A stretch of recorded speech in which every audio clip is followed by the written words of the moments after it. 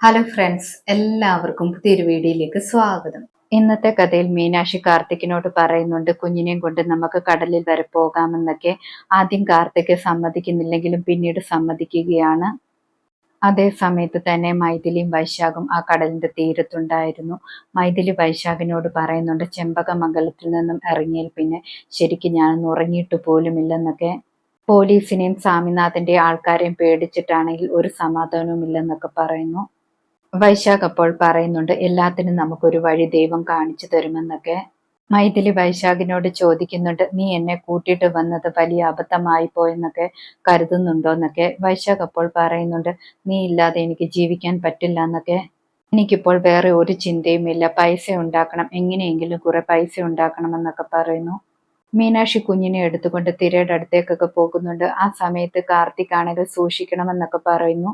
മൈഥിലി വൈശാഖിനോട് പറയുന്നുണ്ട് ഇവിടെ നിന്നിട്ടും ഒരു സമാധാനമില്ലെന്നൊക്കെ. വൈശാഖ് അപ്പോൾ കപ്പലണ്ടി വാങ്ങിയിട്ട് വരാമെന്ന് പറഞ്ഞിട്ട് പോകുന്നുണ്ട്. മീനാക്ഷിയും കാർത്തിക്കും നടന്നു വരുന്നത് മൈഥിലി കാണുന്നു. മൈഥിലി എപ്പോൾ ഞെട്ടി നോക്കുകയാണ്. ആ സമയത്ത് കാർത്തിക്കും മൈഥിലിയെ കാണുന്നുണ്ട്.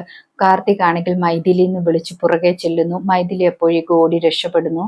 മീനാക്ഷി എപ്പോൾ പറയുന്നുണ്ട് ACPക്ക് തോന്നിയതായിരിക്കും, എപ്പോഴും മൈഥിലിയെ മനസ്സിൽ വെച്ചിരിക്കുന്നത് കൊണ്ടാണ് അങ്ങനെ തോന്നുന്നതെന്നൊക്കെ പറയുന്നു. കാർത്തിക് അപ്പോൾ പറയുന്നുണ്ട് എന്റെ മനസ്സിൽ അവൾ എപ്പോഴും ഉണ്ട്, ഒരു യക്ഷിയായിട്ടുണ്ട്, അവളെ എനിക്ക് കൊന്നാലേ സമാധാനമാകത്തുള്ളൂ എന്നൊക്കെ പറയുന്നു. വൈശാഖും മൈഥിലി അന്വേഷിച്ച് അവിടേക്ക് വരുന്നുണ്ട്. വൈശാഖും അപ്പോൾ മീനാക്ഷിയും കാർത്തികിനെയും കാണുന്നുണ്ട്. വൈശാഖ് അപ്പോൾ വിചാരിക്കുന്നുണ്ട് മൈഥിലിയെ കണ്ടാൽ പ്രശ്നമാകുമല്ലോ എന്നൊക്കെ. മൈഥിലിയും ഒളിച്ചിരിക്കുന്നത് വൈശാഖ് കാണുന്നു. വൈശാഖും പെട്ടെന്ന് അവിടെ നിന്നും മാറുന്നു. കാർത്തിക് മീനാക്ഷിയോട് പറയുന്നുണ്ട് ഞാൻ അവളെ കണ്ടതാണെന്നൊക്കെ. മീനാക്ഷി അപ്പോൾ പറയുന്നുണ്ട് എങ്കിൽ പോയി കാണുമെന്നൊക്കെ. കാർത്തിക് ആണെങ്കിൽ വീണ്ടും മൈഥിലി അവിടെയൊക്കെ അന്വേഷിക്കുന്നുണ്ട്. കാർത്തിക് അടുത്തേക്ക് വരുമ്പോൾ വീണ്ടും മൈഥിലി ഒരു വണ്ടിയുടെ പുറകിലൊക്കെ ഒളിക്കുന്നു. ശേഷം കാണിക്കുന്നത് നന്ദിനിയും രാജലക്ഷ്മിയമ്മയുമാണ്.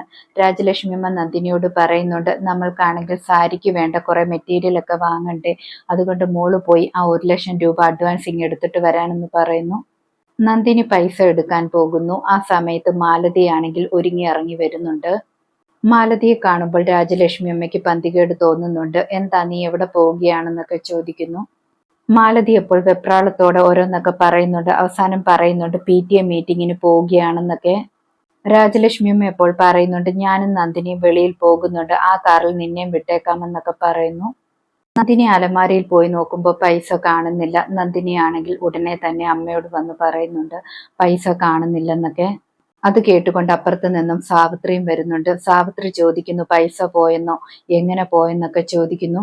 എന്തായാലും ഇവിടെ ഒരു അതിരുള്ളത് കൊണ്ട് ഞാനൊന്നും എടുത്തിട്ടില്ല, ഇവിടെയുള്ളവരാരും എടുത്തിട്ടില്ല എന്നൊക്കെ പറയുന്നു. മാലതിക്ക് അപ്പോൾ ടെൻഷൻ ആകുന്നുണ്ട്, പിടിക്കപ്പെടുമോ എന്നൊക്കെ പേടിയാകുന്നു. സാവിത്രി പറയുന്നുണ്ട് നന്ദിനി തന്നെ പൈസ എടുത്തിട്ട് മറച്ചു വെച്ചിരിക്കുന്നതായിരിക്കുമെന്നൊക്കെ. നന്ദിനി അപ്പോൾ സങ്കടപ്പെട്ടുകൊണ്ട് പറയുന്നുണ്ട് ഞാൻ അങ്ങനെയൊന്നും ചെയ്തിട്ടില്ല എന്ന്.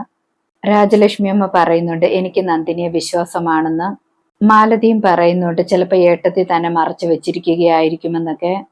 രാജലക്ഷ്മി അമ്മ എപ്പോൾ മനസ്സിൽ വിചാരിക്കുകയാണ് എനിക്ക് സംശയം മാലതിയെ തന്നെയാണ്. രാജലക്ഷ്മി അമ്മ മനസ്സിൽ വിചാരിക്കുകയാണ് ഒരു ഐഡിയ പ്രയോഗിക്കാമെന്ന്. അതിനുശേഷം രാജലക്ഷ്മി അമ്മ പറയുന്നുണ്ട് ആ പൈസയാണെങ്കിൽ കൊണ്ടുപോയത് ആരാണെങ്കിലും പ്രശ്നമാണെന്നൊക്കെ. ടെക്സ്റ്റൈൽസ് ഓണർ എന്നെ വിളിച്ചിരുന്നു, ആ പൈസയാണെങ്കിൽ കള്ളനോട്ടാണെന്ന് പറഞ്ഞു, അവർക്കാണെങ്കിൽ എന്തോ തെറ്റു പറ്റിയതാണെന്ന്, ആ പൈസ തിരിച്ചു കൊടുക്കാൻ പറഞ്ഞു, അങ്ങനെയെങ്കിൽ നല്ല നോട്ട് തരാമെന്ന് പറഞ്ഞിട്ടുണ്ട്, അതുകൊണ്ടാണ് ഞാനിപ്പോൾ ആ പൈസ എടുത്തിട്ട് വരാൻ പറഞ്ഞതെന്നൊക്കെ രാജലക്ഷ്മി അമ്മ പറയുന്നു. രാജലക്ഷ്മി അമ്മ പറയുന്നത് കേട്ടിട്ട് മാലതിക്ക് ടെൻഷൻ ആകുന്നു. കാർത്തിക് വീണ്ടും മൈഥിലിയെ ബീച്ചിലെല്ലാം തേടുകയാണ്. ആ സമയത്ത് മീനാക്ഷി പറയുന്നുണ്ട് ഏതു നേരവും ACP ആ മൈഥിലിയെ കൊല്ലണമെന്ന് പറഞ്ഞ് നടക്കുന്നത് കൊണ്ട് ചിലപ്പോൾ തോന്നിയതായിരിക്കും മൈഥിലി ഇവിടെ ഉള്ളതുപോലെയൊക്കെ. ഇവരെ നോക്കിക്കൊണ്ട് മൈഥിലിയും അവിടെ മാറി നിൽക്കുന്നുണ്ടായിരുന്നു. ഇന്നത്തെ കഥ ഇതോടെ അവസാനിക്കുന്നു. പുതിയൊരു കഥയുമായി വീണ്ടും കാണാം. താങ്ക്